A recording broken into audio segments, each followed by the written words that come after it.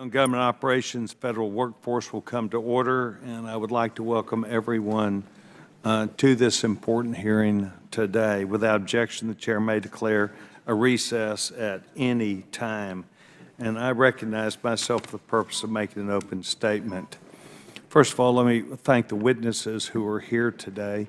I spent time with them yesterday or the day before to speak with them about the importance of not only what we're doing here today, but the overall importance to the nation and national security.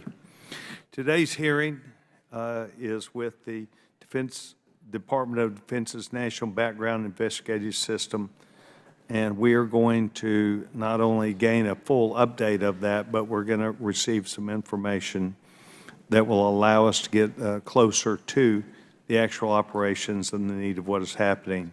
A high-quality security clearance process is vital to the security of the United States of America.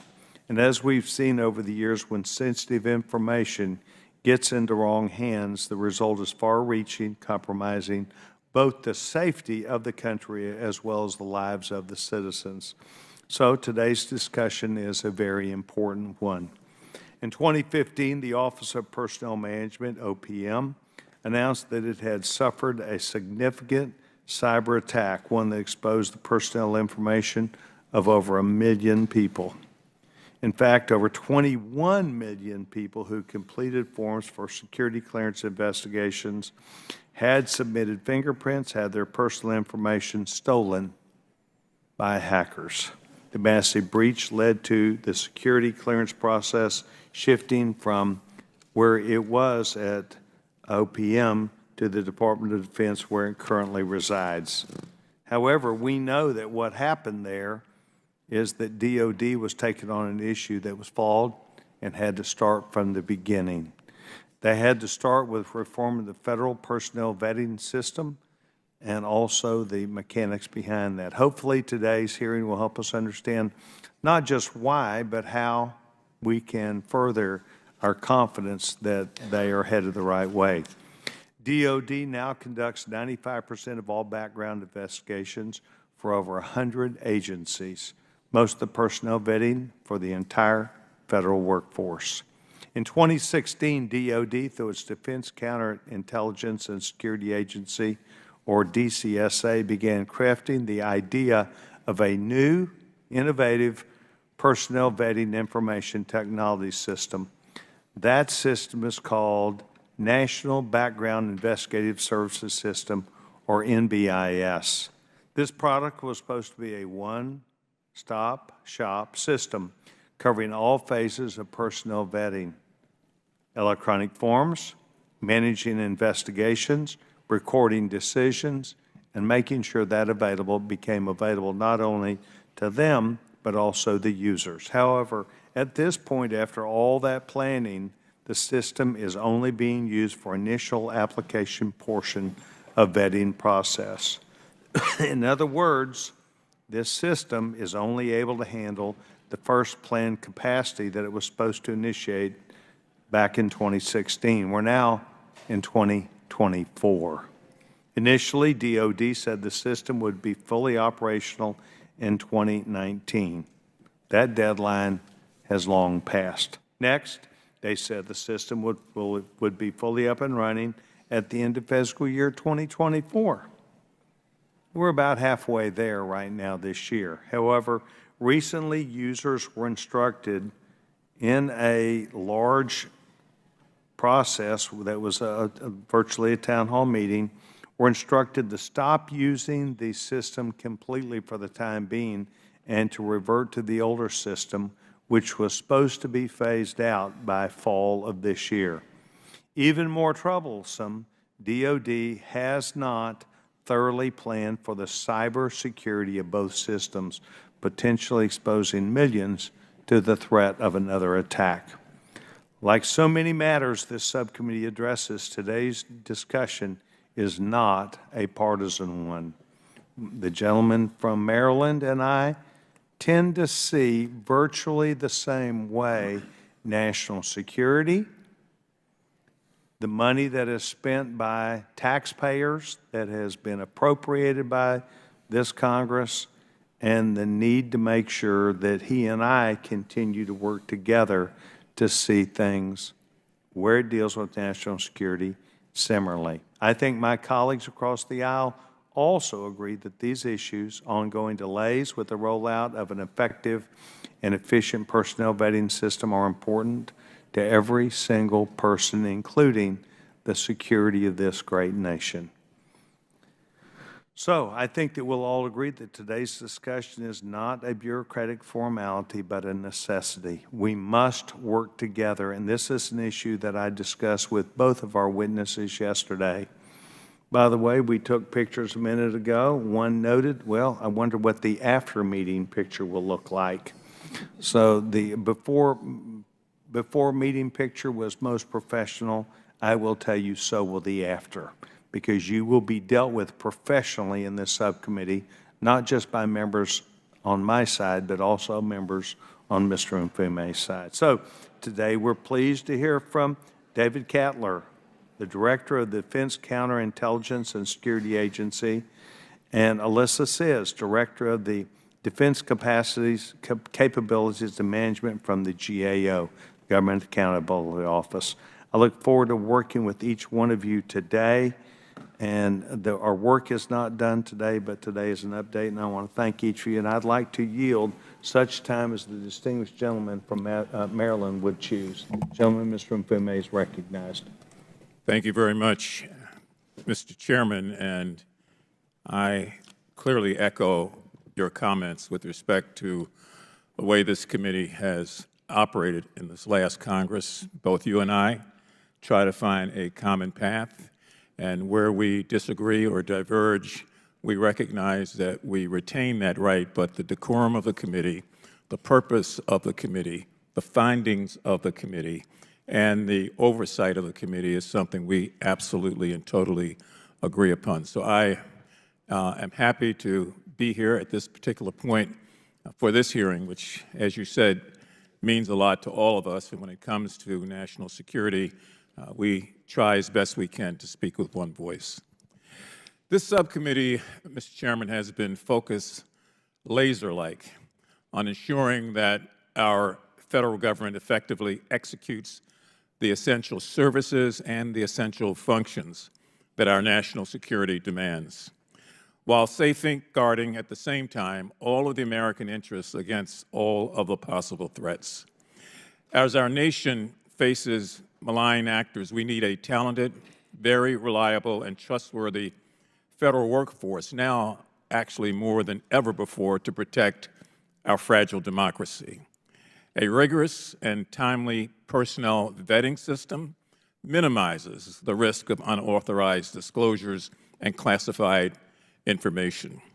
Unfortunately, the information technology system supporting the national background check process has attracted our attention today precisely because efforts to modernize it have been so inefficient, impeding other efforts to update the clearance process and to fill sensitive positions of trust within our government.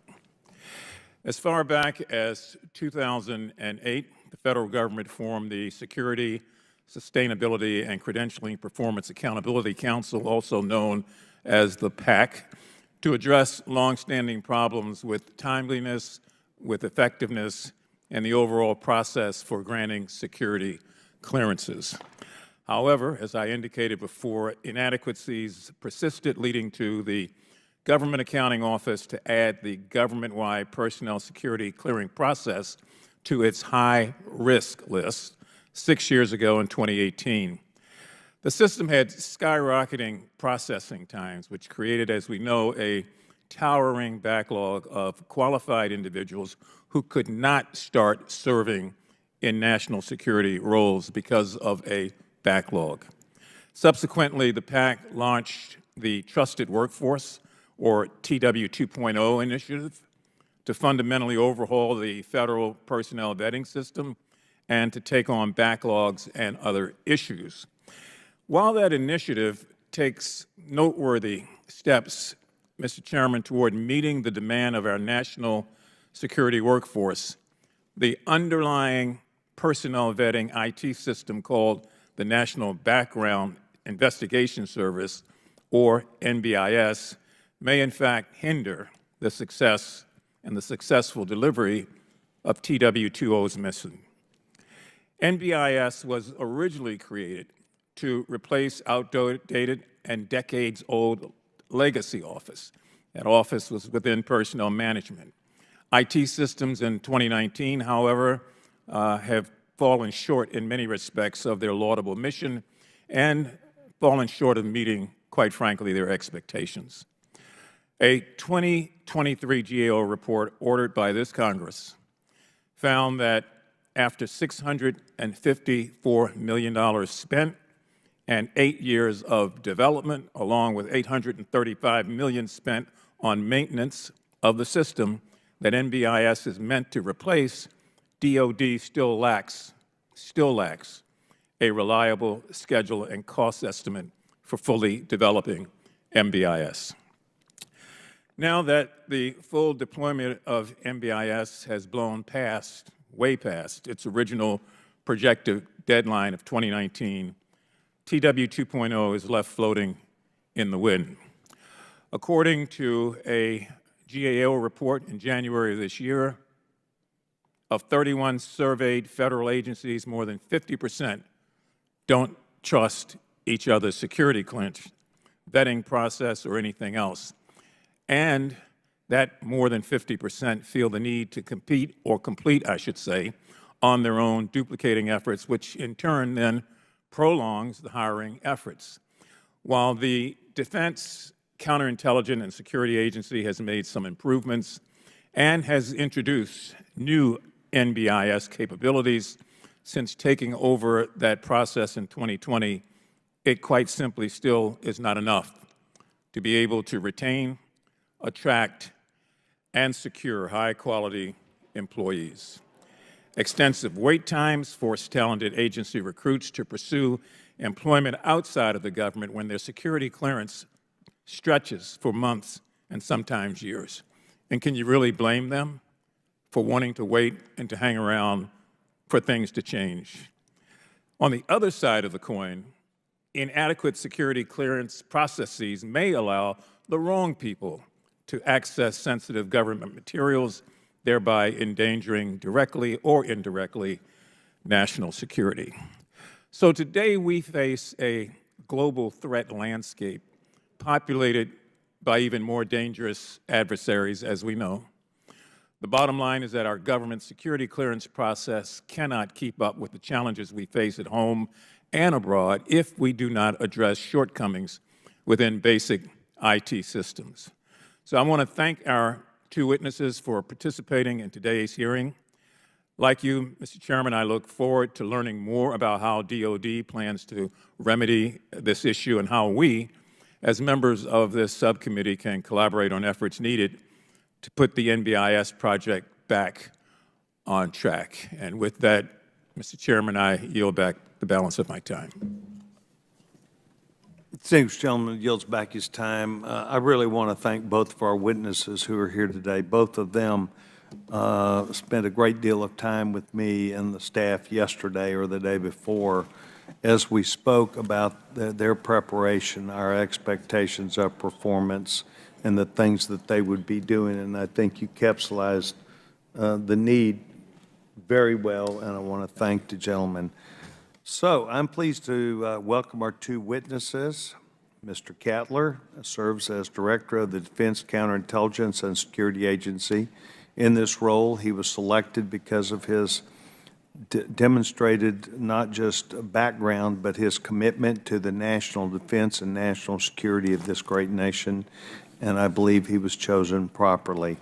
Mr. Cattler is responsible for leading the efforts to protect America's trusted workforce, trusted workspaces, and classified information, and I want to thank him for being here.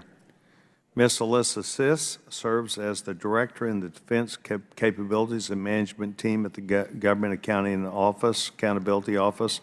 In her role, she oversees reviews on the personnel, security clearance processes, artificial intelligence, intelligence infrastructure, and DoD approach to business transformation. let me say this. I was impressed with her depth of knowledge, her ability to effectively communicate, and to share that information so that others, including Mr. Kettler, would know what he is getting into. Thank you, each of you, for joining us today. I would now like to ask both of you to stand and rise. So pursuant to Committee Rule 9G, the witnesses will please stand and raise their right hand. Do you solemnly swear or affirm that the testimony you're about to give is the truth, the whole truth, and nothing but the truth, so help you, God? Let the record reflect that both the witnesses answer the affirmative. I want to thank both of you and ask that you take your seat.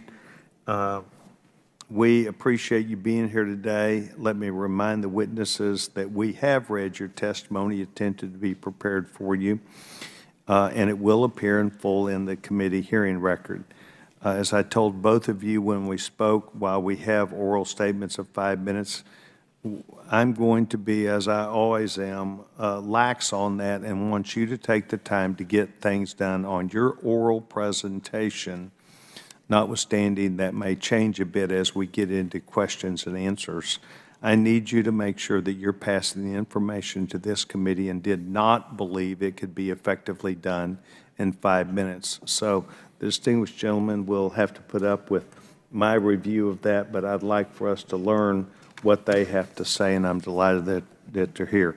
Just to remind you, please press the button on the microphone in front of you so that it's on and all members can hear you when you speak. The light in front of you will also turn red and green, and I think you'll figure out the rest of it. I now would like to acknowledge and welcome the distinguished Director Kettler for his opening statement. This gentleman is now recognized.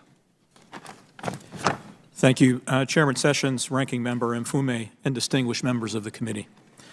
I'm truly honored and grateful for the privilege to testify before you today. I thank you for the urgency and for the attention you're giving to the Trusted Workforce 2.0 policy initiatives and to the National Background Investigation Services, or NBIS, program. I will act with the same urgency to ensure that DCSA is responsible and accountable in both what we say and what we deliver. I appreciate this opportunity as well to testify with Ms. Czyz at this hearing. The Government Accountability Office has conducted several reviews of the NBIS program between both 2021 and 2023, including a recent report on cybersecurity that was published last week and another report assessing technical controls for background investigation systems that will be published later this year in 2024. The GAO identified areas where DCSA and the Department of Defense needed to improve. Even before I became DCSA's director 93 days ago, I closely studied these reports and noted GAO's concerns.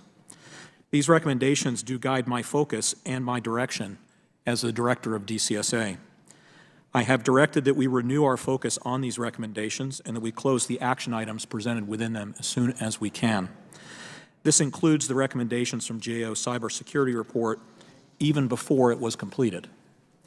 In early May, after only about a month as director, I hosted Ms. Czyz and several of her colleagues to understand GAO's methodology and analysis, to determine any additional concerns they might have beyond those described in their reports, and frankly, to understand how my agency interacted with GAO.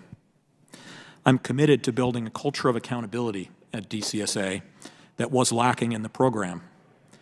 Simply and directly, the delay in fielding NBIS is unacceptable to everyone.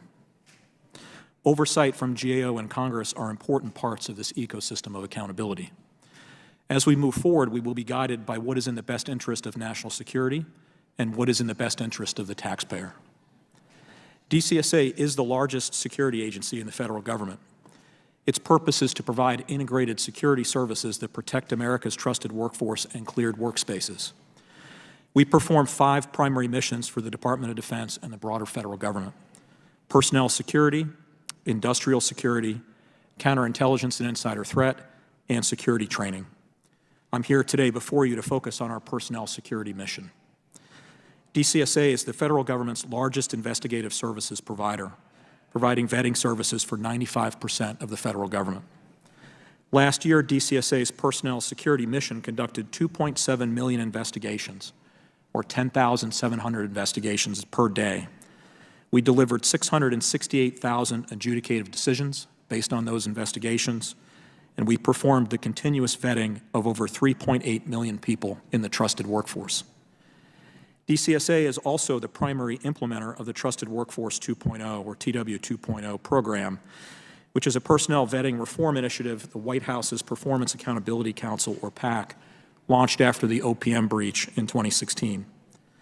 The NBIS program supports the TW 2.0 reform effort as a federal IT system for end-to-end personnel vetting. When complete, NBIS will deliver robust data security, enhance customer experience, and integrate data access across the whole of government and cleared industry. Some efforts implementing Trusted Workforce 2.0 are going well, but we have faced challenges delivering NBIS to meet the expected timelines for Trusted Workforce 2.0 implementation.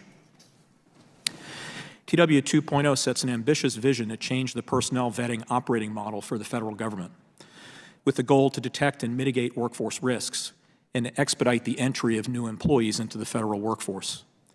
As the primary investigative service provider and the agency with the task to deliver NBIS, DCSA is an enthusiastic partner and collaborator with DoD stakeholders and PAC members driving this TW 2.0 vision. We have made notable progress with NBIS and without NBIS. For case initiation, we transitioned our customer base of 115 federal agencies and more than 10,000 industry companies to the new entry point via a piece of NBIS called the Electronic Application, or EAP, to submit an investigation request. The EAP interface automates key aspects of the process and streamlines the submission process for the user. And I'm proud to give you the update now that the EAP system is fully operational again effective today and restored fully as the front end for all users. Our continuous vetting services to replace periodic reviews are driving down risk as well in the trusted workforce. Our CV services are being used across the Department of Defense and more than 90 non-DoD entities, with more than 3.8 million personnel enrolled. The program is preparing to expand to a wider federal population this summer. Also, rapid reciprocity decisions increase workforce mobility within and into the Department of Defense. Reciprocity timeliness remains at all-day lows for transfers into the DoD. In 2020, reciprocity transfers took 65 days. I'm proud to say we are now down to only 1 to 3 days today. While we recognize that IT modernization is hard, and in the past, we recognize that IT modernization is hard, and in the past, the NBIS program also made some decisions that made that process harder for ourselves and for the user community. As a result, NBIS faced a series of problems.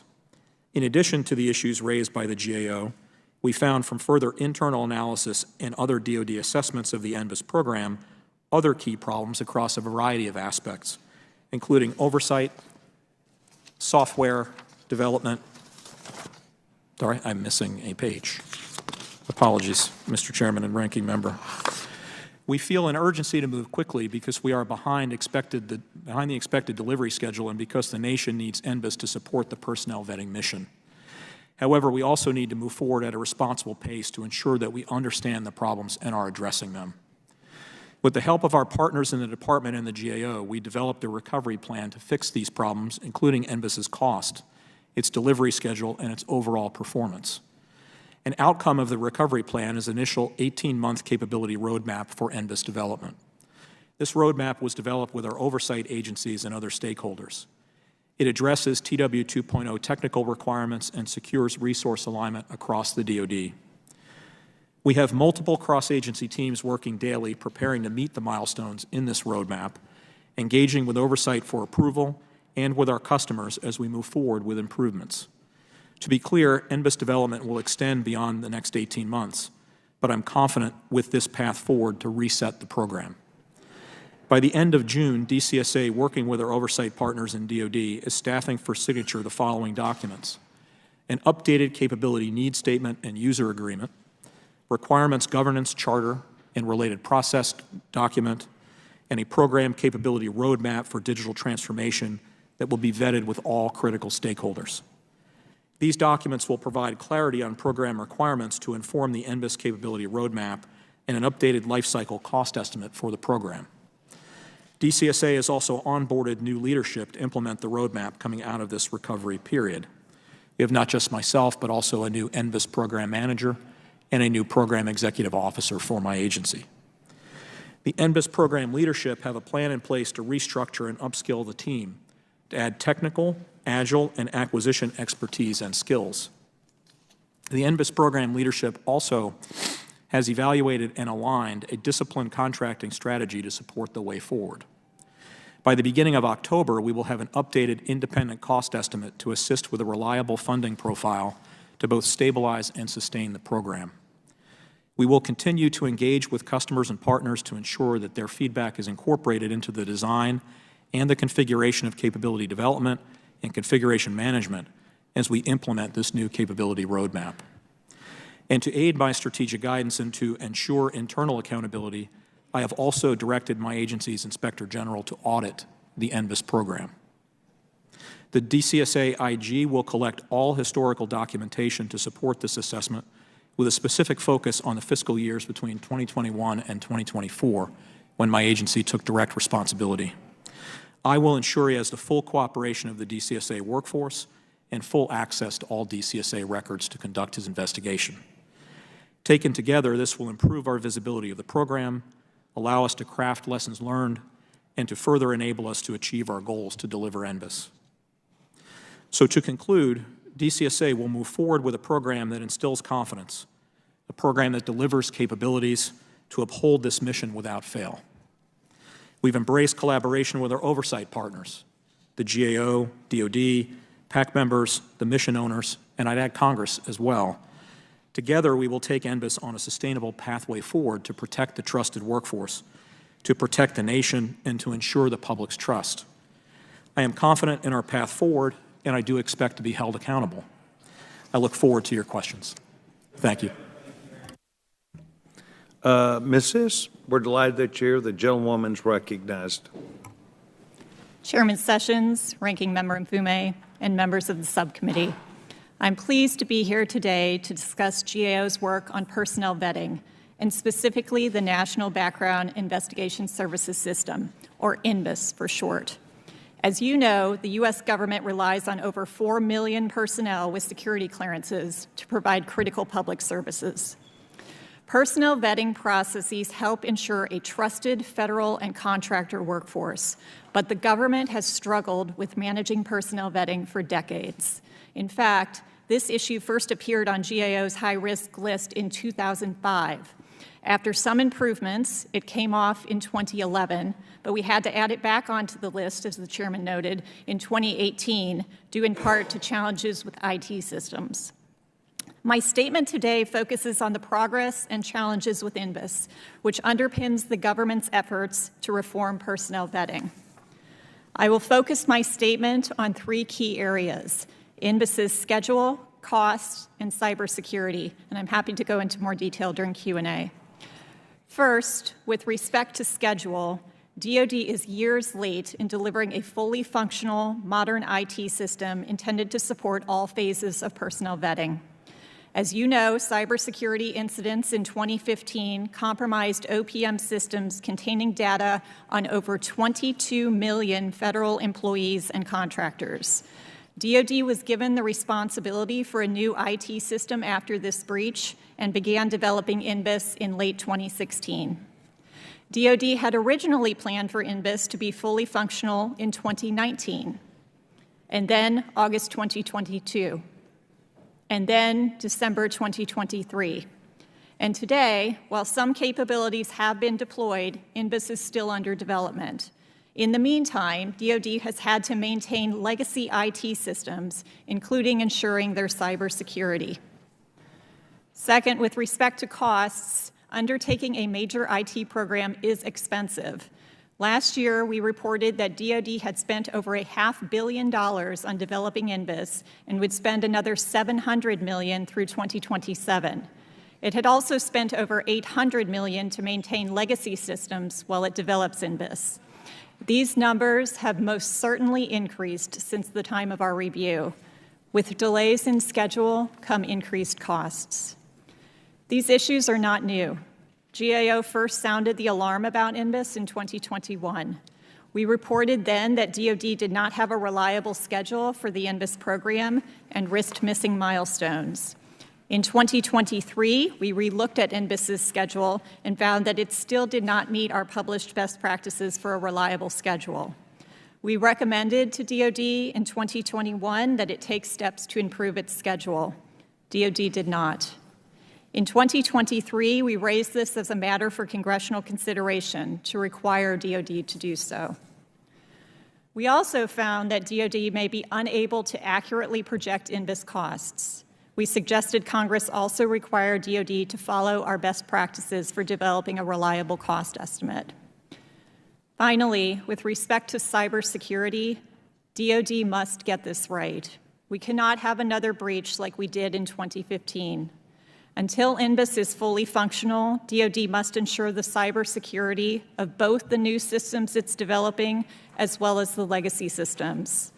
In a report we released last week, we made 13 recommendations to DoD to enhance cybersecurity of these systems. However, not all is without hope. The government's personnel vetting reform effort, called Trusted Workforce 2.0, has the potential to significantly improve security clearances by offering continuous vetting instead of conducting investigations on employees once every several years. NBIS is the linchpin to this reform effort. While DoD was not always listening, we are encouraged with the recent leadership changes, particularly at the Defense Counterintelligence and Security Agency, which manages NBIS. As DoD gets NBIS back on track, I can't emphasize enough that it needs to embrace key program management principles, like having a reliable schedule and cost estimate. Without these, the program will continue to suffer setbacks. In summary, NBIS simply cannot fail. Having fully functional and secure IT systems to conduct personnel vetting is paramount to keeping our nation safe. Chairman Sessions, Ranking Member Mfume, and members of the subcommittee, this concludes my prepared remarks, and I'd be happy to address your questions. Thank you very much. Both witnesses have given us back their time now. I'd like to go first to the distinguished gentleman from South Carolina, Mr. Timmons. You're recognized for 5 minutes. Thank you, Mr. Chairman. Good afternoon, and thank you to the witnesses for being here today. I'm going to jump right into the issue of continuous vetting.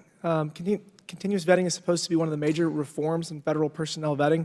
Mr. Cattler, is every member of the military, civilian workforce, and contractor with a security clearance currently subject to continuous vetting?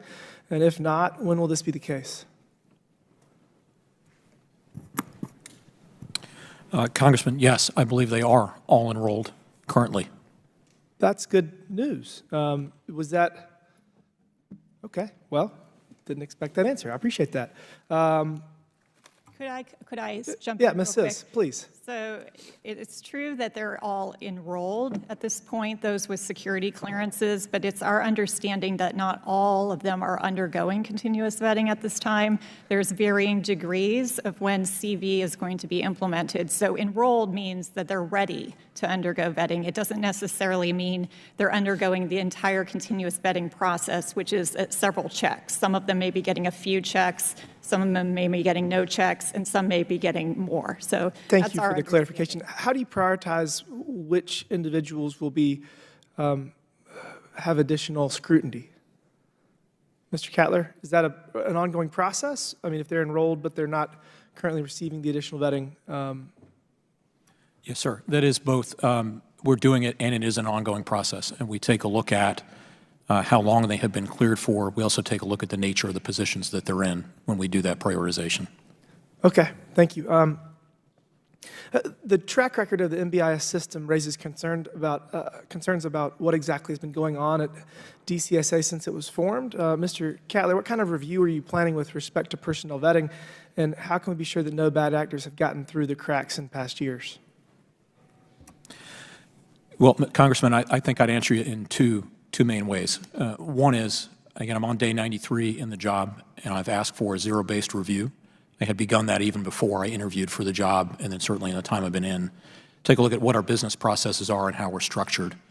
And this is in part why I also said in my statement for the record that we did identify a number of leadership issues about internal accountability, compliance with internal controls, for example, reliability of data that was reported up about status of the program. But the other thing we do is a tremendous amount of quality control checks on the cases that we do reviews on. We're adjudicating essentially for suitability further decisions then taken by the operational partners, the agencies that use our adjudications, to determine who should actually have access to certain material. And so we take a look at, are we accurate and complete? But we then also have to work with other partners to determine when we've had someone, let's say, that's gone bad, simply, what was the cause? Did we miss something? Was their behavior different? What changed over time to have that break in trust? And while we're going to be asking questions that will address shortcomings, I do want to say that I'm probably the only person up here that has gone through a security clearance review in the last year and a half. So I will say it was extremely professional. It took a little longer than I would have thought, but they did a very thorough job, and I felt like they did a very good job. I also want to talk briefly about the cost associated with the Trusted Workforce 2.0. This program was initiated in 2018 and was aimed to, quote, better support agencies' missions by reducing the time required to bring new hires on board, enable mobility of the federal workforce, and improving insight into workforce behaviors. However, as made clear by the testimonies today, that's not necessarily the case. It's been 6 years since the launch of the program, and yet we've seen no necessarily positive results. The security clearance system is still extremely backlogged, and as already mentioned, dangerous individuals continue to slip through the cracks. We have to do more. DoD is responsible for the costs associated with the development and continued maintenance of the NBIS system. Between 2017 and 2022, DoD spent approximately $654 million on the development of that system. We're $35 trillion in debt, and we had $1 trillion in debt every 100 days. So, I mean, that seems like an enormous amount of money for a program that it just seems like it's more than we necessarily should need to spend on this. I'd like to hear from both witnesses what their estimates are of how long it takes from the time an agency sponsors somebody for a clearance to the time they get a clearance. Mr. Cattler? Thank you, Congressman, for both parts of the question. First, let me say on the money and the time here, I completely agree with you. It's unacceptable how we've gotten to where we are, and we need to turn this thing around. I'm trying to move deliberately, not overly slowly, because I think I share the same sense of urgency that you're communicating. We're 8.5 years into a 3-year program. We spent $1.345 billion on a $700 million program that was begun in 2016. That's why I also have a sense of urgency. But at the same time, I recognize that we've got to catch our breath and make sure we get it straight before we move forward. That's why we just did this 90-day review and why we're laying out this better 18-month roadmap that all the stakeholders have contributed to and will agree on. On performance, if I track the fastest 90% of cases, if I take a Tier 3 security clearance or a secret, it now takes 92 days. And a Tier 5 or a top secret clearance takes 188 days. Those are a 7-month improvement for a Tier 5 investigation and a 1-month improvement for a Tier 3 investigation over where we have been in the past at the peak of that backlog.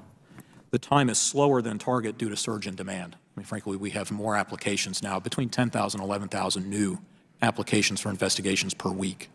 And that's added up to quite a number of cases that the team has to process. Thank you. I'm over time. It seems like we're moving in the right direction. I appreciate all your hard work. Mr. Chairman, I yield back. Gentleman yields back his time. Thank you very much. The gentleman, Mr. Mfume, is recognized for his time. Thank you, Mr. Chairman. Mr. Cattler, I want to talk about that $1.3 billion, but before I do that, you indicated that you're going to have an updated cost estimate by October. Is that correct? Yes, Mr. Ranking Member, that's correct. And rather than to read about it, can you make sure that members of the committee get that as soon as it's released? Yes, sir. I'll do everything I can to get it back to you. And, you know, you just got in the position, so we just can't nail you to the cross for everything that has gone on. I think what you'll find is members of this committee prepared to extend to you the benefit of the doubt. But that's a lot of money, $1.3 billion, into a program that costs maybe half of that or should have cost half that amount.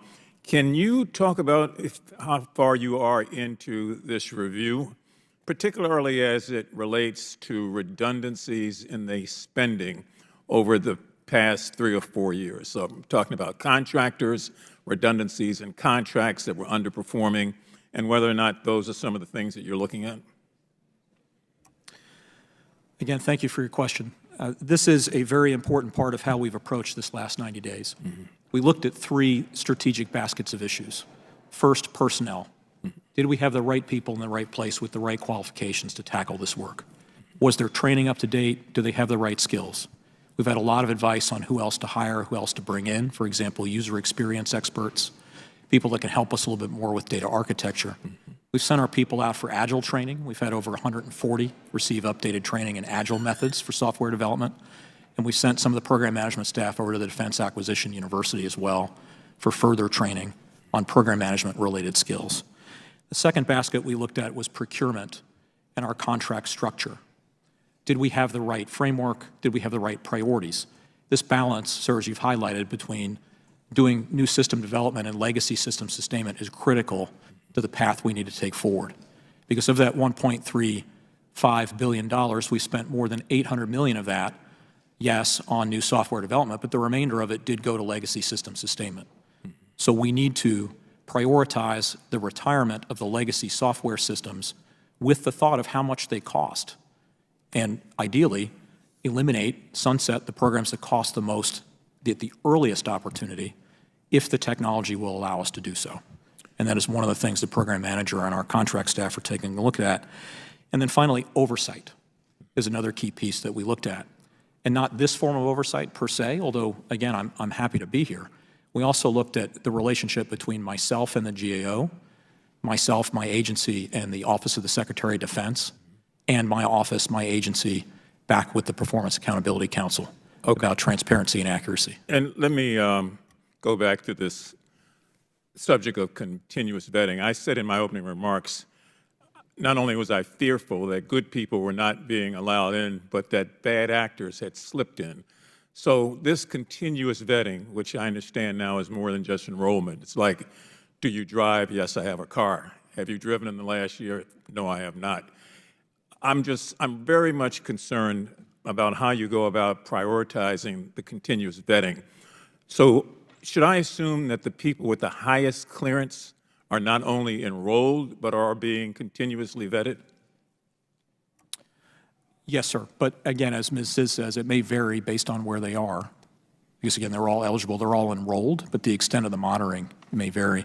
I have statistics here that I could give you for fiscal year 24, Ranking Member, if you'd like, about the performance of CV.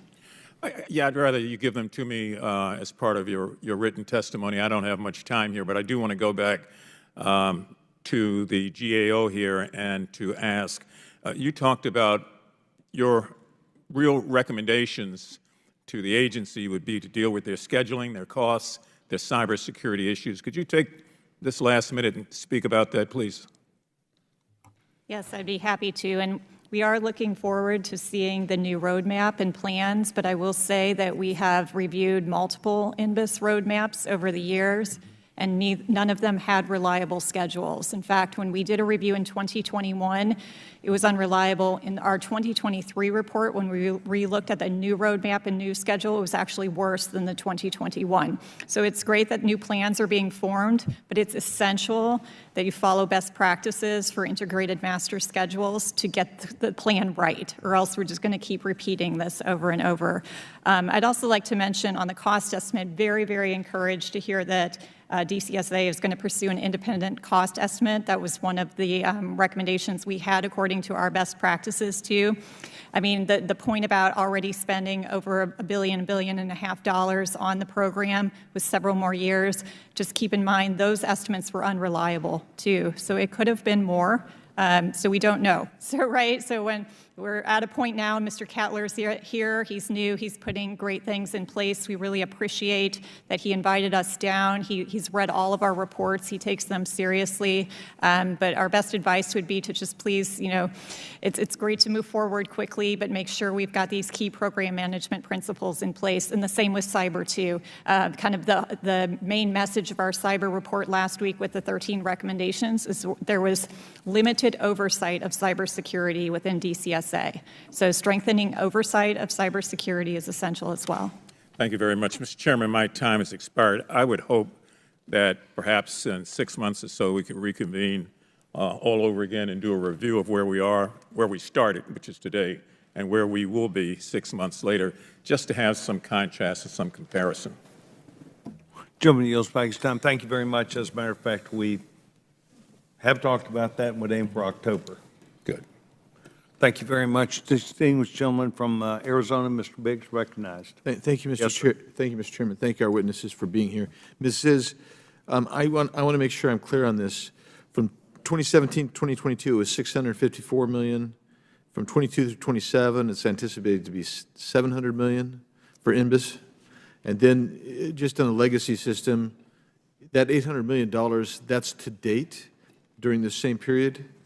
It's actually only from FY20 to 22. That was the only information available at our last review, so it's much more actually than that. For the legacy? For the legacy systems, yes. So I'd ask Mr. Cattler if you can get that information for us so we would know. You have it? Oh, well then, Mr. Cattler. Thank you, Congressman Biggs. DOD has spent approximately $825 million on NBIS system development since 2016. That money was spent to build the end-to-end vetting system to replace the legacy systems, and that total of $825 million was executed under budgetary authorities by both DCSA and DISA before. Okay, and that's separate than the 1.35? The total is 1.35 because the remaining 40%, which is about $575 million, okay, was spent on sustaining legacy systems to deliver the personnel vetting systems to DOD and federal agencies between fiscal 21 and fiscal 23, with the bulk of the 575 spent on supporting legacy BI systems, which we call BEAS. and does that track with what you know, Ms. Czyz? Our number is a little bit higher than that. In addition to that 500 million-ish that Mr. Cattler mentioned, there are also costs to OPM because the legacy systems still reside on their network, and so they still have to maintain that infrastructure, even though DCSA is in charge of those legacy systems. So we have that at a little bit over 250 million more than DCSA stated. I see. And Ms. Czyz, you used the term unreliable schedule, and you mentioned it, receiving unreliable schedules. Tell us what a reliable schedule would look like, please. Right, so we have 4 key practices that we're looking for that we assess integrated master schedules on. Comprehensiveness, so we looked at the schedule and we couldn't see that all activities were in the schedule. So it's kind of like building a house, but not remembering that you've got to get the permits, right? You've got to get electricity, you've got to get plumbing. All the tasks need to be in the schedule. Controlled is the second key practice. The schedule, when we reviewed it, was missing status dates for tasks, and we could not compare actual progress with a baseline.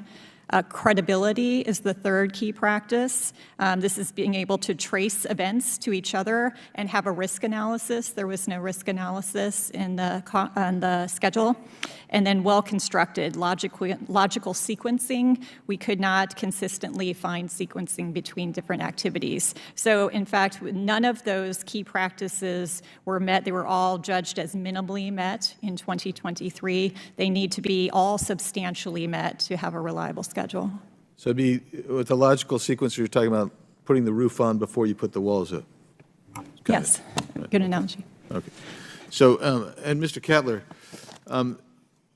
I know you've only been on 93 days, and this is actually I want to give you a chance to respond. I'm not blaming you, but in your written testimony, you said the analysis of the INBIS program identified several key problems, including an oversight, software development methodologies, acquisition strategy, team competencies, and leadership. And Ms. Czyz has identified some additional problems, and it leaves one this question, actually, as I read it, I kind of jotted this down.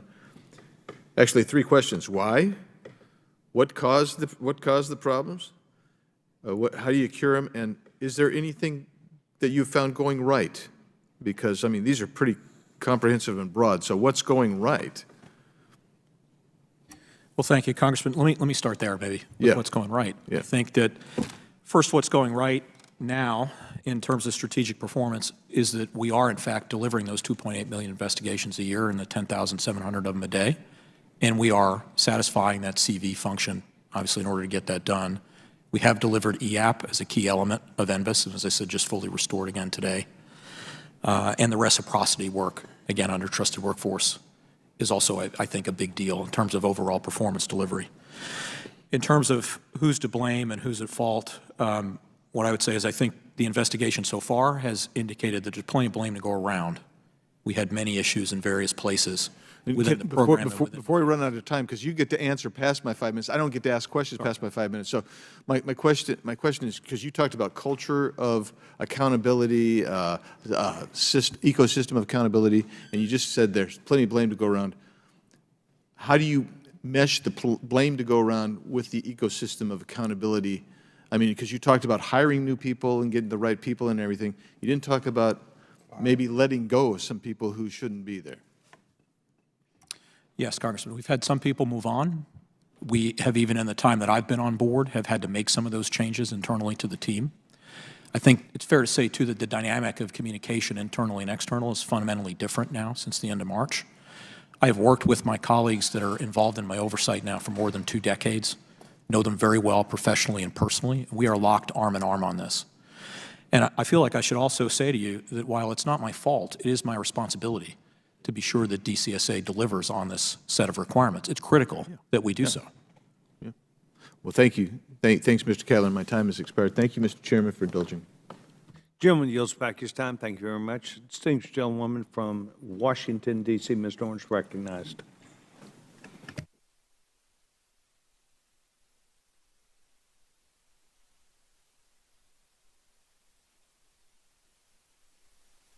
My first question is for Ms. Czyz. Efforts to modernize the information technology system at the root of the U.S. federal personnel vetting process is years behind schedule and well over budget. In August 2023, the Government Accountability Office released a report that found DOD's development of that system, known as SBIS, lacked accurate cost projections and failed to meet 7 out of 7 schedule and cost estimate best practices. Ms. Czyz, why is an accurate cost estimate important to a project like SBIS development? Right. Well, thank you, ma'am. It's a key program management principle. Without being able to accurately project costs, you're at risk of cost overruns and you can't manage costs. We have 4 key practices for a cost estimate. It needs to be reliable. It needs to be accurate, comprehensive, credible, and well documented. We found that DCSA's cost estimate minimally met 3 of these practices and did not meet the credible practice at all. It was not credible. We are encouraged to hear that they are going to do an independent cost estimate. That's key to doing that. But to be able to drive the program, we're years behind now. We're spending more than what was anticipated, but we can't really even rely on those numbers. So having an accurate cost estimate is key. Mr. Kettler, GAO's report also found that DOD spent around $654 million since 2016 to develop NBIS. DOD also spent $835 million to maintain the OPM legacy information technology systems from fiscal years 2020 through 2022. In its August 2023 report, GAO recommended that Congress consider requiring DOD to develop a reliable cost estimate and program schedule for NBIS development. Mr. Kettler, has your agency taken steps to develop the issues with cost estimate and program schedule related to NBIS development, or does Congress need to enact legislation to get DOD to follow best practices? Well, thank you, Congresswoman. I believe that we're well on the track to have the reliability in our internally generated cost estimate. It will go through many reviews within DOD and the interagency, for example, led by the Performance Accountability Council, among others. And as I've stated in my statement for the record, we will also contract out an independent cost estimate after we have an approved plan to be sure that that outside scrutiny tracks with what we judge it will cost moving forward. Well, Mr. Kettler, how does DOD plan to pay for any and all next steps needed to complete development of NBIS? Do you plan to request additional funding from Congress? Congresswoman, I'm not yet in a position to tell you how much all of that will cost and how we would program for it until I have the final plan and approval. But I can tell you that we have already programmed for ongoing NBIS-related work for development and sustainment, both of the NBIS program and of legacy software through fiscal 30 in our current plans. Mr. Kettler, can I get a promise from you here today that you and your staff will meet regularly, perhaps monthly, with oversight staff to ensure the Defense Security Cooperation Agency is taking action to address all outstanding GAO recommendations and getting the NBIS system and Trusted Workforce 2.0 back on track? Congresswoman, I commit to you that I will be open and transparent. I will push information to you, and I will be fully responsive to any request Congress has on any time basis. Ms. Stitz, can Congress count on you and your team to assist us in this essential oversight? Absolutely. GAO's role is to provide Congress with information to aid your oversight. We've been doing that for many, many years in personnel vetting. We very much appreciate this hearing today. That does kind of provide visibility on the work and move the ball forward. We're absolutely committed to continuing our oversight in this area. Thank you, and I yield back. Gentlewoman yields back her time. Thank you very much. Distinguished gentleman from Louisiana, Mr. Higgins, you're recognized. Thank you, Mr. Chairman. Mr. Cadler, Ms. Czyz, thank you for being here. Mr. Cadler, am I pronouncing your name correctly, sir? Because it occurred to me we didn't get it right earlier. Yes, Congressman Kettler. Okay. Mr. Cadler, my father always said is ultimately there's always one guy. It's one guy. And today you're the one guy. But we recognize the fact you've been on a job since March, so we're certainly prepared to give a fellow a chance to make necessary corrections and changes within his authority to correct some malfunction within the federal government. Let me say, this is a federal government that's spending $3 trillion a year that it does not have. So I'm one of those conservative voices that is, you know, call me crazy, but sounding an alarm, the amount of money that we're spending in our country that we do not have. We're borrowing this money, 100% of it. So you have a small slice of that, and it's what we're addressing today. But I appreciate your attitude, because you seem to be focused on actually fixing what has gone wrong within your particular agencies. So let me just, for the benefit of Americans watching, that you know Americans have to deal with a lot of acronyms in Washington, D.C. You work for the Department of Defense, the DOD's Defense Counterintelligence Security Agency, that's the DCSA, and primarily what we're discussing today is a failure to roll out a program called the National Background Investigative Services, a new state-of-the-art IT system that will help your agency to handle a workload of dealing with 95% of the background checks and vetting that American government requires across the federal government. Was that an accurate summary of the task you have in front of you, sir? Yes, sir. Okay. And the NBIS program is years overdue and many millions of dollars at minimal. over budget. So what we're asking of you today is, will you deliver the product? If we set aside the cost overruns and the budget issues and the fact, again, that this is a government that's addicted to spending money that we do not have as a nation, we set that aside, could we at least get some product delivered? And you appear to be saying, yes, sir, yes, ma'am, I'm going to get it done. Is that, am I hearing you correctly? Yes, sir. I and my team will get it done. Excellent.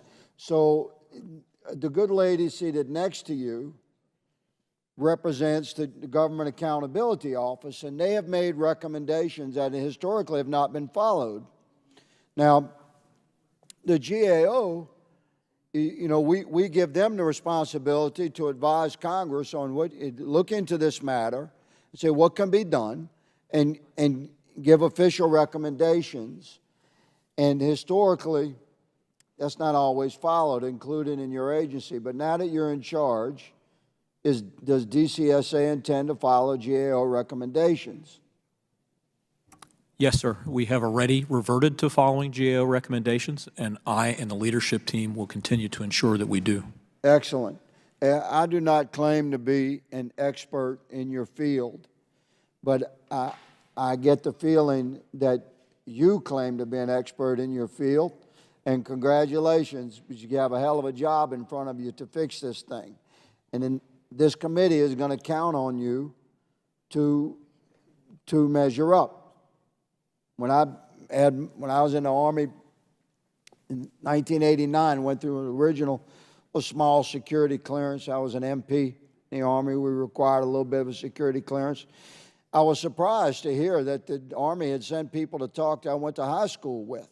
Like there was no computers, there was no IT system, there was no $1.2 billion to do it. They sent human beings to talk to the people I went to high school with. I recall being glad they did not speak to the people I went to college with. So America is less focused on some failure to comply with your budget than we are with the failure to deliver the product that America requires. And I believe I'm hearing you accurately, good sir, saying that you're going to follow the recommendations of the federal government organization that's responsible to give you recommendations, and you're going to drive forward with that mission. So I look forward to a report later this year. I thank you each for being here. Mr. Chairman, my time has expired. Gentleman yields back his time. Thank you very much. Distinguished gentleman from Virginia, Mr. Conley. Excuse me, the gentleman, Mr. Frost. Thank you very much. Thank you so much, Mr. Chairman. Some estimates indicate roughly 4 million Americans currently have a security clearance. The Defense Counterintelligence and Security Agency, DCSA, which administers the government-wide vetting process, identified more than 115 federal agencies and roughly 13,000 industry organizations that touch the NIMBUS. DCSA is in charge of developing NIMBUS, the IT infrastructure at the core of the personnel vetting system reforms. DCSA is also in charge of maintaining the legacy IT systems while it gets NIMBUS fully functioning. And unfortunately, DCSA has to spend millions of dollars maintaining the old system as NIMBUS fails further behind schedule. Deputy Director for Management at OMB, an agency trying to help us get this back on track, came before this committee and told us that continuous vetting should be covered for the entire clearance population in, quote, the coming months, end quote. Well, the coming months have come and gone. And so, Mr. Cattler, can you provide a timetable for when DCSA will be able to retire the legacy IT systems? Congressman, at this point, I cannot until my plan is approved and we have confidence in the estimate for both the program management schedule as well as the cost. Okay, cannot. I mean, This isn't the first time Congress has sought transparency on implementation as it relates to NIMBYS, and the thing that goes hand in hand with transparency is accountability. So it'd be great to get a timetable as soon as y'all are able to provide one to the committee. The OMB Deputy Director also pointed to a shortage of technical talent. Mr. Cattler, have you at least acquired sufficient technical talent so we can operate the NIMBYS for the full clearance population? Congressman, I'm confident that we have the internal talent in our workforce to perform the personnel security mission, and we continue to retain them and hire new. We are also bringing on additional personnel relevant to the development of the NBIS program as we further understand where our key expertise gaps are. Okay. Has Mr. Cattler articulated to you any lessons learned from the past challenges with NIMBYS? Well, Mr. Cattler has been in his role about 3 months now, and I would say maybe even 6 weeks into that role, he did invite us down to Quantico, and we went through all of our GAO reports. We presented the key findings and recommendations. He had read them all. He could even quote pieces of them back to us.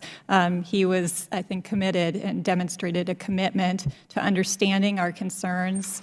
He asked us point blank how his agency had interacted with GAO in the past, and that he was committed to having a collaborative relationship in implementing our recommendations. So I think we are very encouraged by his early leadership here.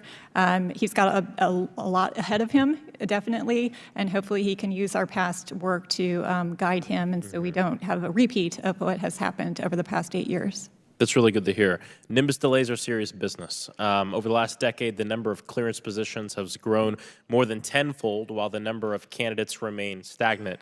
In 2023, the NSA announced its largest hiring surge in 30 years. The FBI requested $63 million from Congress to hire 192 new cyber professionals to protect American IT infrastructure against foreign threats, and all these positions obviously require security clearance. The Federal Performance Accountability Council's fourth quarter report for FY23 mentions system and IT outages as reasons for continued clearance delays. Mr. Cattler, have you identified what the causes of these IT outages were? Congressman, yes. In the time that I've been the director, we've had outages due to issues with communications connectivity, but we have also had issues related to failure to follow proper procedures and internal controls. So to address these two at least, we have looked at alternative communications providers.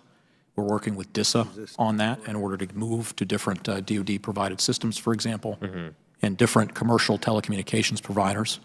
And we are also taking, in some cases, punitive action against some of our employees and contractors to be sure that they understand and they feel a penalty for failure to comply with those established internal controls, especially, as you've said.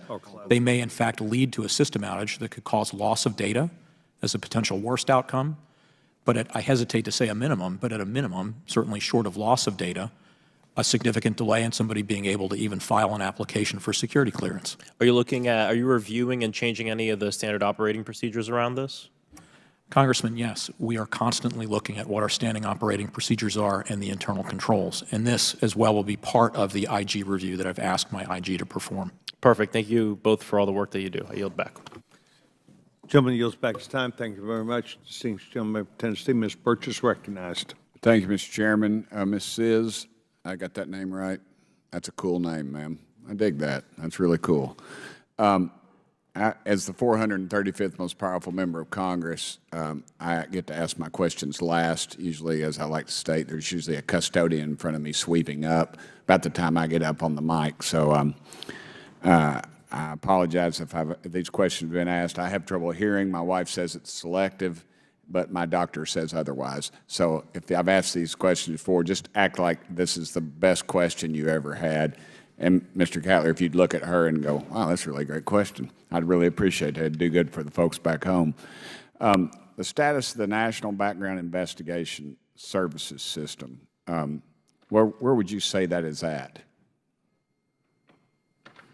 Congressman, it is unacceptably late, okay, and we have underdeveloped the required capabilities to meet our policy deliverables. Okay. It was supposed to be fully operational by 2019. Is that correct? I know you've inherited this mess, so. Yes, Congressman, that's correct. Thank you, brother. And the projection of when it will be fully operational? Congressman, we are programmed out through 2030. We aim in the current plan to have the legacy system sunsetted no later than fiscal 28. Do you feel like the GAO, they issued this report, as you know, I'm sure, regarding the Defense Counterintelligence Security Agency's issue with cybersecurity. Do you feel like that they've dropped the ball on this thing, or do you feel like that they've got a good grip on it now? Congressman, I don't think GAO's dropped any balls. I think their cybersecurity report is of similar high quality to the previous reviews of NBIS. Okay. Ms. Czyz, I'm not sure if I'm supposed to be asking you this or not. I thought I was asking you that, and he was answering, so I'm not sure. How can we have confidence in this agency that, and is there an investigation into what vulnerabilities had existed since it was took over in 2018?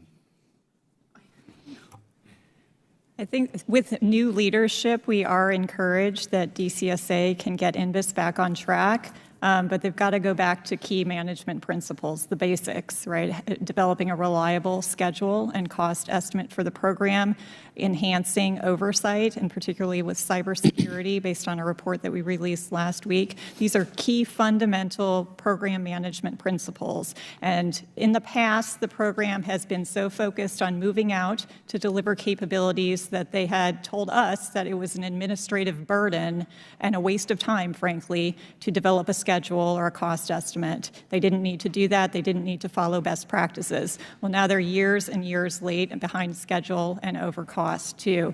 We think that the tone is different this time from the top, and we're encouraged. But as they kind of re-baseline, again, we would really encourage them to take a look at our recommendations and make sure that they're implemented so they're on a path to success. So do you think we ought to fix these vulnerabilities, or do you think we ought to pull the plug on the program before it becomes worse? The cybersecurity report we released last week, the fundamental cause of the issues was lack of oversight of cybersecurity, lack of documentation of key practices and processes. If you can strengthen oversight, I think that will go a long way. We do have an ongoing review right now that Mr. Cattler referenced. We're actually going in and testing the controls of the systems to look at vulnerabilities, so we don't have that information yet. We'll have that later this year. It'll be a non-public report, of course, but enhancing oversight of cybersecurity is key. Mr. Cattler, what do you expect y'all going to spend on the National Background Information System as it moves forward? Congressman, I need to get an approved plan from the DOD and Right. from my oversight officials, and then I can do the internal tally of how much it will cost, and then I'll confirm that through the independent cost estimate. I'd have to get back to you on what the specific number is. I'd appreciate that. Is that normal operating procedure? Is that the way it usually works? I'm not. That's not one of these trick questions that a lot of my colleagues ask. I'm just asking you that. No, Congressman, it is not. And it's also part of the reason why I say it's unacceptable that I find the NBIS program and my agency in the situation that it's in. If we had followed the proper protocols and leadership had demanded the oversight and internal accountability that Ms. Czyz and her colleagues at GAO highlighted in their reports, I think you could make a fair argument that we would not be where we are. Okay. Thank you, Mr. Chairman. Thank you all very much. Gentleman yields back his time. Thank you very much. The gentlewoman, Ms. Lee. Thank you, Mr. Chair. Since 2017, the department has managed to spend over $500 million on developing a new personnel vetting system, NBIS, with little to show for it. We have no idea when the project will be done, as well as no idea how much more money DOD anticipates spending. To quote GAO's report, DOD's estimate is minimally accurate, minimally comprehensive, not credible, and minimally well documented. Mrs., when did DOD first estimate that NBIS system would be fully operational? 2019. So that same year, but that didn't happen.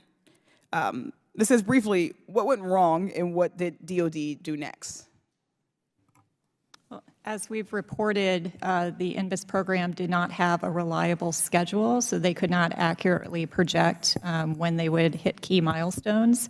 They actually moved their target many times. 2019 was the first target date for full functionality. It then moved to 2022. It moved to 2023, it moved to 2024, and now it will likely be years later. But the key underlying cause of those shifts was not realizing all the tasks that needed to be done to deliver that full functionality. So just a basic program management principle of having a reliable schedule to plan from. So it wasn't until after DOD already missed their own deadline that they publicly reassessed and changed the timeline to then 2023. Mr. Cattler, it's now June 2024. Can NBIS currently perform all the necessary functions DOD needs from it? Congresswoman, NBIS and the legacy systems together perform all the functions that are required, but NBIS alone does not. So no. So DOD is years over schedule, over budget, and the country still doesn't have enough cleared staff to perform the work it needs. DOD has the largest budget in our government, yet seems to continue to make the biggest mistakes. Lost in multi-million-dollar planes, failed audits, and this mess of a security clearance system. In addition to highlighting DOD's uncanny ability to fumble millions of dollars, I also want to take some time to pay attention to the extent to which racial biases may affect the security clearance process and may contribute to the underrepresentation of BIPOC staffers in the national security workforce. In 2022 and 2023, the RAND Corporation conducted research assessing whether racial disparities exist in the clearance process. I ask unanimous consent to enter these two reports into the record. I'm going to take that as a yes. Without objection. Thank you so much. Mr. Cattler, in its study, RAND observed that several societal factors, such as financial challenges and student debt, disproportionately affect minorities and may lead to increased perceptions of risk without considering historic context. How is DOD working to ensure that these risks are fairly considered in the security process? And specifically, what measures are in place to prevent these systemic issues from unjustly impacting clearance decisions? Congressman, we work with the Director of National Intelligence as she performs her functions as a security executive agent on the adjudication guidelines. We also take a hard look when we do our quality control to be sure that we've wrung out any bias. As we identify it, we do make changes in those procedures, and we also hold our people accountable if they make errors or even act inappropriately to deny someone a security clearance based on one of the factors you've highlighted. Thank you. Mr. Cattler, human judgment is a significant component of the security clearance process. What specific training programs does DOD have in place to help investigators recognize and mitigate their own implicit biases? Congresswoman, I have to get back to you with a specific list, but I can tell you generally that we do provide bias training for all of our adjudicators with the recognition that it is a subjective process. Mr. Cattler, again, as DOD increasingly relies on automation and machine learning for continuous vetting, how are you ensuring that these technologies don't perpetuate or exacerbate existing racial biases? For instance, what safeguards are in place to monitor and correct algorithmic biases in the clearance process? Congresswoman, pieces of this are addressed, again, through the adjudication guideline review process and also the training that we're providing to all of our employees, including those that are working on those algorithms and the verification of their success. Finally, Mr. Cattler, transparency and accountability are vital. Can you commit to conducting independent assessments of security clearance applications to identify any racial biases that may have influenced outcomes? And will you make these findings public to ensure accountability and foster trust in the process? Yes, Congresswoman, I do. Thank you so much. I thank you both for your time, and I yield back. Gentleman yields back her time. Thank you very much. We'll go to Ms. Tlaib. Gentlewoman's recognized. Thank you, Mr. Chair. Thank you so much, Director, for joining us today. And I think it's great that we're here, that you're even here even early in your position as a new person. So I know my colleagues have, I think, done a really good job going through the issues regarding NBIS already. So I'm not going to repeat what's already been said. But I want to bring up an opportunity and put a marker down for my colleagues here in committee and what I do here regarding security clearances with my residents. What we're seeing right now, and folks might see it separate, but this is happening to Americans in my district, the no-fly list. And I know they kept saying no one both of you can't respond to this, but I think it's really important, Mr. Chair, that here in Washington, we again and again try to address critical issues that are impacting our residents. But the list that right now is being used discriminates against American Muslims en masse, with little to no legal recourse for countless wrongfully included Americans. It's been a little over a year since CARE released an analysis of the FBI's so-called, quote, terrorism screening database that found 98% of the names included were Muslim names. For the record, if I can submit the report, Mr. Chair. And one of the things I want to also put into the record and read is also a transcribed deposition of the FBI of April 16, 2024, Mr. Chair. Without objection? Yeah. Okay, great, thank you. So let me just go over this, and this is important, Mr. Chair, because I think this would intrigue you. On page 199, when the plaintiff's attorneys questioned the FBI about the effectiveness of the watch list, the question was, federal law enforcement officers also encounter people on the watch list, correct? Yes, the FBI answers. And then Chairman Sessions, they go on to say, does the FBI know of any federal law enforcement encounter with a person on the watch list that has led to a terrorism-related arrest? And then they go on to say, so I don't know of any instances where local law enforcement was notified of the presence of an individual on the watch list and then made an arrest based on that.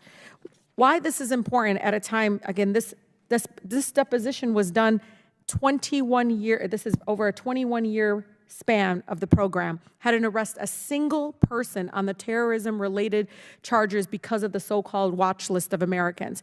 Meanwhile, I have residents, even one of my local mayors, being harassed and wrongfully profiled at airports, detained for hours. Their phones are removed, Chairman, phones. Canadian PM called me asking my team for help for innocent families that are also, no longer able to fly because of this watch list.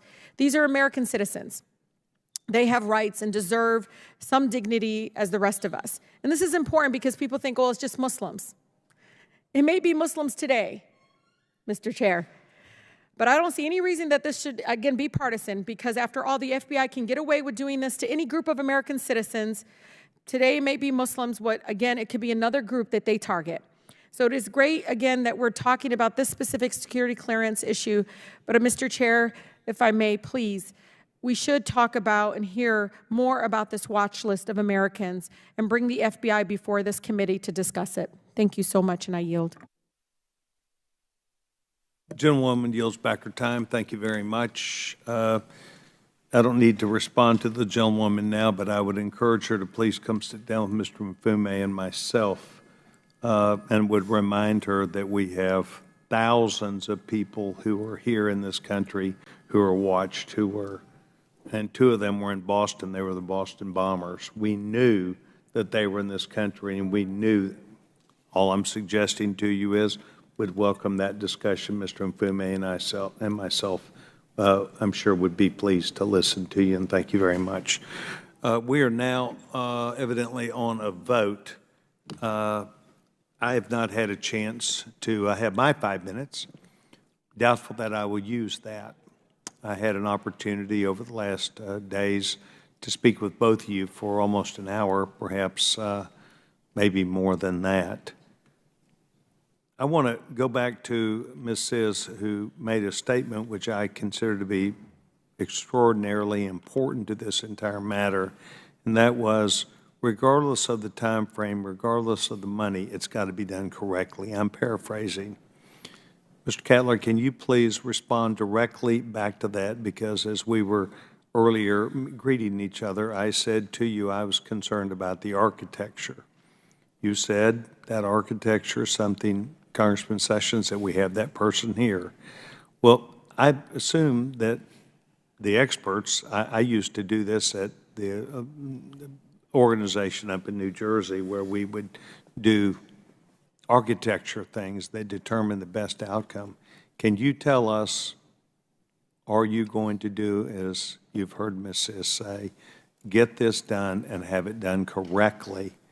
Obviously, your testimony is within time, within the money. Are you going to get it done properly? Congressman, we will get it done properly. I don't feel undue pressure to move quickly because, as I've said, it's important that we get it right. And if that takes a little bit of time to do, then I think that's appropriate and acceptable. But at the same time, I'm also mindful, as members of this committee have highlighted just in this hearing, that we are 8.5 years into a 3-year program. We are $1.345 billion spent on about a $700 million program, and every penny counts. The taxpayers are not just entitled to and expecting that we deliver the software with the capability that is required, but they know that we need it because they are entrusting. I have entrusted some of my most important personal data over the course of my more than 30-year career to the government. My own agency vetted me and validated me for my clearance while I served at NATO. So what we're trying to balance are those two things, getting it done right and taking the time to do so, but also recognizing that we are well behind and it is unacceptable. So we are trying to move with an appropriate sense of urgency, but we're doing so responsibly. But I have confidence in my team, in our partners, and in our oversight that we are working well together and that we will fix this and deliver the capability that the American taxpayers need, deserve, and are paying for. Thank you, Mr. Mfume. What I would agree on the statement, I'm sure he'll have a chance to affirm that, but get it done right. Getting it done right, we've not pushed you to a time frame, to a money allocation, but you have done that as a responsible manager, and you will be held accountable to that, and I appreciate you very much. Mr. Mfume, would you like to say anything before we go? The nod around. Well, Mr. Chairman, I just want to thank both witnesses again for their testimony, both their oral testimony as well as what's written. I look forward to receiving any additional documents or information, and I look forward to reconvening in October so that we may have some sense of where we are today, juxtaposed against where we find ourselves then. And I would invite, on behalf of the chairman and myself, obviously, both of you to sort of be ready to come back to see us again. Thank you both. Thank you very much. In closing, I want to thank our witnesses. I want to close the distinguished gentleman from Maryland. And I want to also say that without objection, all members will have 5 legislative days within to submit materials and additional written questions for the witnesses, which will be forwarded to the witnesses if we have those questions. If there's no further business without objection, subcommittee stands adjourned. I want to thank the witnesses very much. Good job, Pete. Good job. Okay.